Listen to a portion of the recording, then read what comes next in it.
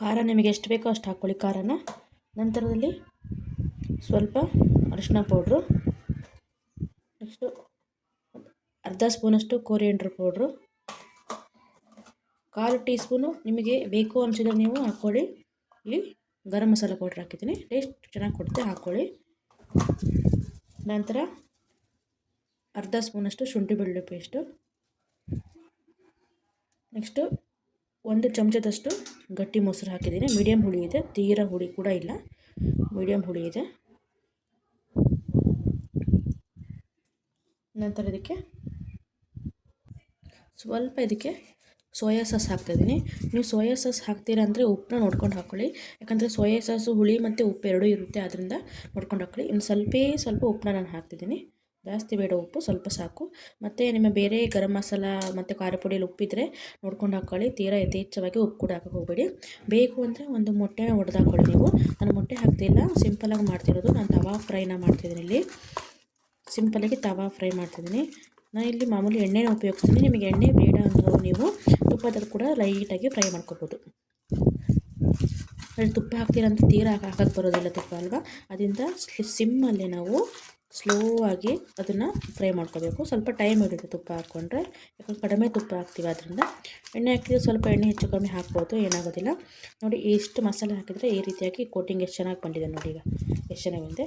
ನಿಮ್ಮದು ಟೈಮ್ ಇತ್ತು ಅಂದರೆ ಒಂದು ಅರ್ಧ ಗಂಟೆ ಇದನ್ನು ಈ ರೀತಿ ಬಿಟ್ಕೊಳ್ಳಿ, ಇಲ್ಲಾಂದ್ರೆ ಕನಿಷ್ಠ ಅಂದರೆ ಒಂದು 1/4 ಗಂಟೆ ಆದರೂ ಬಿಟ್ಕೊಳ್ಳಿ, ಚೆನ್ನಾಗಿ ಫ್ರೈ ಮಾಡ್ಬೋದು. ನೋಡಿ ಈ ಥರ ಲೆಗ್ ಪೀಸ್ ಎಲ್ಲ ಇದ್ದರೆ ಇದನ್ನು ಚೆನ್ನಾಗಿ ಫ್ರೈ ಮಾಡಬೇಕಾಗುತ್ತೆ, ಟೈಮ್ ತೊಗೊಳುತ್ತೆ ಫ್ರೈ ಮಾಡೋಕ್ಕೆ.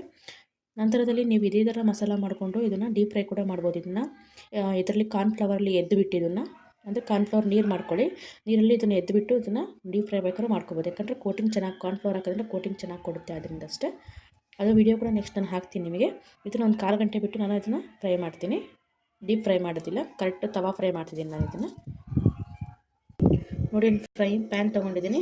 ನಾನ್ ವೆಜ್ ಎಲ್ಲ ಇದೇ ಪ್ಯಾನಲ್ಲೇ ಮಾಡೋದು, ನಂದು ಸಪ್ರೇಟ್ ಇದೆ ಪ್ಯಾನು, ವೆಜ್ ಬೇರೆ ನಾನ್ ವೆಜ್ ಬೇರೆ. ನಾನು ನಾನ್ ವೆಜ್ನ ಆಲ್ಮೋಸ್ಟ್ ಇದರಲ್ಲೇ ಮಾಡೋದು ನಾನು.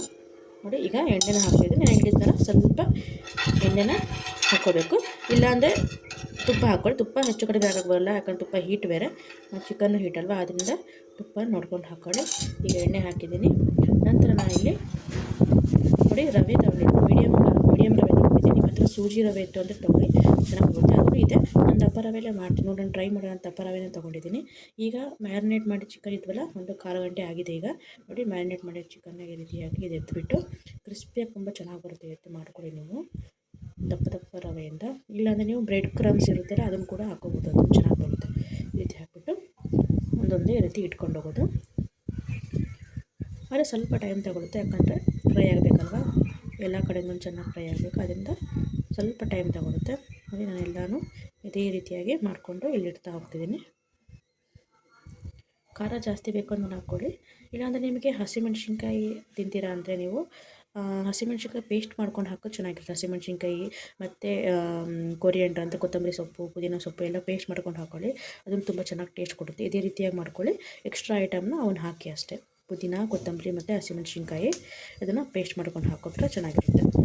ಎಲ್ಲರೂ ಇದೇ ರೀತಿಯಾಗಿ ಇಟ್ಕೊಂಡು ಬರ್ತೀನಿ ನಾನು. ನೋಡಿ ಎಲ್ಲ ಚಿಕನ್ನ ಇಟ್ಟಿದ್ದೀನಿ. ಈಗ ಮೇಲಿಂದ ಇನ್ನು ಸ್ವಲ್ಪ ಎಣ್ಣೆ ಹಾಕಿದ್ದೀನಿ.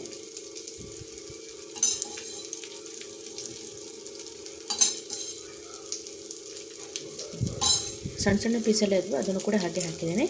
ಈಗ ನಿಧಾನವಾಗಿ ಒಂದು 2 ರಿಂದ 3 ನಿಮಿಷ ಆದಮೇಲೆ ಇದನ್ನು ಟರ್ನ್ ಮಾಡ್ತಾ ಫ್ರೈ ಮಾಡ್ಕೋಬೇಕು, ನಿಧಾನವಾಗಿ ಟರ್ನ್ ಮಾಡ್ತಾ ಫ್ರೈ ಮಾಡ್ಕೋಬೇಕು.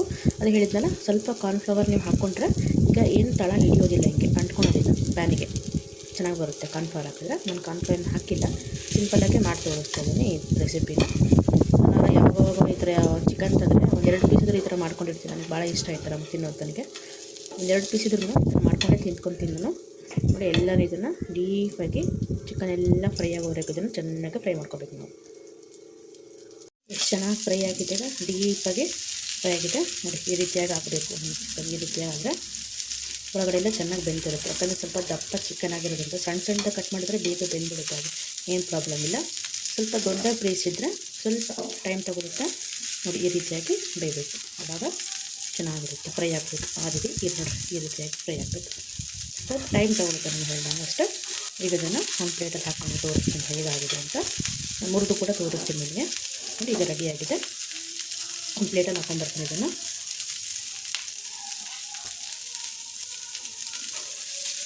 ಇದು ಈ ರೀತಿಯಾಗಿ ಪ್ಲೇಟಲ್ಲಿ ಹಾಕ್ತೀನಿ ನಾನು.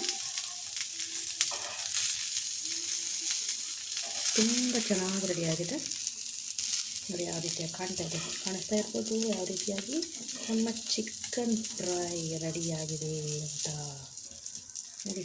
ಸಿಂಪಲ್ಲಾಗಿ ಮಾಡಿರುವಂಥ ನಮ್ಮ ಚಿಕನ್ ಫ್ರೈ ಸವಿಯಲು ಸಿದ್ಧ. ಇದೇ ರೀತಿಯಾಗಿ ನೀವು ಕೂಡ ಮಾಡ್ಕೋಬೋದು. ನಾನು ಹೇಳಿದ ಐಟಮ್ಗಳನ್ನು ಎಕ್ಸ್ಟ್ರಾ ಆ್ಯಡ್ ಮಾಡ್ಕೋಬೋದು ಬೇಕಾದರೆ. ನಾನು ಮುರಿದು ಕೂಡ ತೋರಿಸ್ತೀನಿ ಹೇಗಾಗಿದೆ ಅಂತ. ಒಂದು ಮುರಿದು ಕೂಡ ನಾನು ತೋರಿಸ್ತೀನಿ ಯಾವ ರೀತಿಯಾಗಿ ಸಾಫ್ಟಾಗಿ ಬಂದಿದೆ ಅಂತ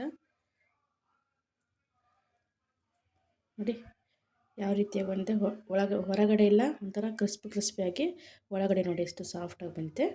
ಈ ರೀತಿಯಾಗಿ ನೀವು ಕೂಡ ಚಿಕನ್ ಮಾಡ್ಕೋಬೋದು. ತುಂಬ ಬಿಸಿ ಇದೆ, ಊಟಕ್ಕೆ ಆಗ್ತಿಲ್ಲ. ಈ ರೀತಿ ನೀವು ಕೂಡ ಮಾಡ್ಕೋಬೋದು.